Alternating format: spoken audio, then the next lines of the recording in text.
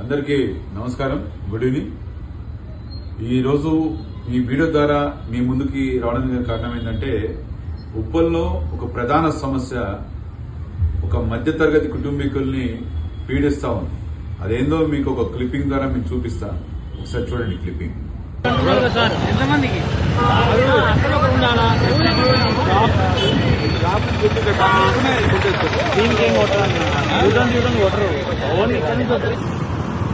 ఉప్పల్ వ్యవస్థ ఘోరంగా తిప్పలు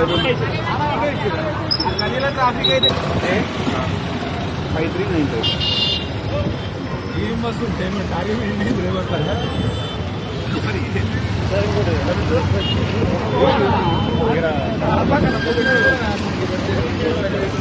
ఇప్పుడు క్లిప్పింగ్ చూసారు కదా. అంటే నేనేమంటున్నా అంటే, ఒక మధ్యతరగతి కుటుంబీకుడు ఈ రోజున ఉప్పల్లో ద్విచక్ర వాహనం వేసుకొని ఇంటి నుండి 2-వీలర్ పైన వస్తుంటే ట్రాఫిక్ పోలీసులు, అంటే మీకు అందరికీ తెలుసు, ఇప్పుడు రింగ్ రోడ్ దగ్గర బంద్ చేశారు. ఉప్పల్ రింగ్ రోడ్, నేను ఉప్పల్ గురించి మాట్లాడుతున్నా. ఉప్పల్ రింగ్ రోడ్ దగ్గర ఫ్లైఓవర్ నిర్మాణంలో ఉందని చెప్పి బంద్ చేశారు రింగ్ రోడ్. అయితే ట్రాఫిక్ మళ్లిస్తున్నారు. అటు పిస్తా హౌస్ కాడ నుంచి, ఇటు లిటిల్ ఫ్లవర్ కాడ నుంచి ఇటు ఎంట్రీ, ఇక్కడ నుంచి రిజిస్టర్ ఆఫీస్ కాడ నుంచి ఎంట్రీ. అంటే మిగతా పక్కన గల్లీలు ఉంటాయి. ఇప్పుడు యన్మసాయి నగర్ గల్లీ ఉంది, ఇప్పుడు గాంధీబొమ్మ గల్లీ ఉంది. ఇక్కడ నుంచి కనీసం ఒక సిటిజన్ బయటికి వస్తుంటే ఇమ్మీడియట్ గా ట్రాఫిక్ పోలీస్ వచ్చే వరకు ఫోటోలు కొడతాడు. రాంగ్ డైరెక్షన్ చెప్పి 1235 రూపాయలు ఫైన్ వస్తుంది. అంటే ఒక సామాన్యుని ఈ రోజున 2-వీలర్ వేసుకొని 1200 రూపాయలు ఫైన్ పడుతుంటే, వాడు ఒకరోజు పెట్రోల్ 100 రూపాయలు వేసుకొని ఖర్చు పెట్టుకొని తిరుగుతా ఉంటే, అంటే నువ్వు 1200 వేస్తే 12 రోజులు గుంజేసినట్టుగా ఇన్కమ్ అంతా. అంటే నువ్వు దండుకుంటున్నట్టుగా రేవంత్ రెడ్డి. ఈ రకంగానా నువ్వు చేసేది? ఈ రకంగానా?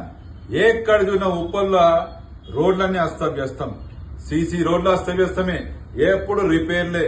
ఏంది రిపేర్? ఏమి ప్రజాపాలన? ఏం కథ ఇది?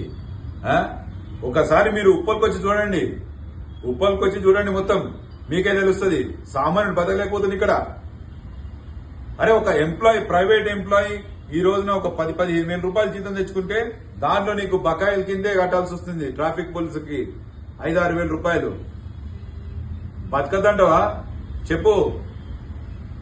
అరే, ఎంత ఈ పక్కన గల్లీ నుంచి కనీసం వాళ్ళకి తెలియలేదా ట్రాఫిక్ పోలీసులకి? వాళ్ళు ఏం చేయాలా?